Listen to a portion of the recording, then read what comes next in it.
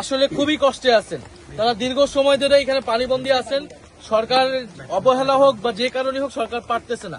এখন দোষ দিয়ে লাভ নাই, মূল জিনিস হচ্ছে মানুষ কষ্ট পাচ্ছে। ফলে আমরা যদি যাদের সক্ষমতা আছে সবাই যদি এগিয়ে আসি, আমরা আশা করি দেশবাসী যদি ঐক্যবদ্ধ হয়, আমরা এই মানুষগুলোকে কিছুটা হলেও সহযোগিতা করতে পারবো, তাদের কষ্ট কিছুটা দূর করতে পারবো। আপনারা আমাদের জন্য দোয়া রাখবেন। আমরা ইনশাল্লাহ আপনাদের সাথে আবারও আমাদের যোগাযোগ হবে। আপনাদের চিকিৎসার বিষয় বা অন্যান্য জরুরি প্রয়োজনে আপনারা জুবাইর মানিকের সাথে কথা বলবেন।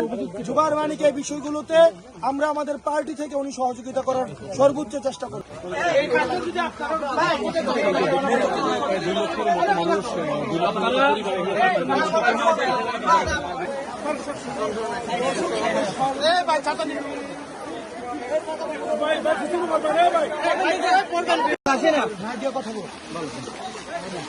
আমরা বিয়ে কোনো আর যতটুকু পারে আমরা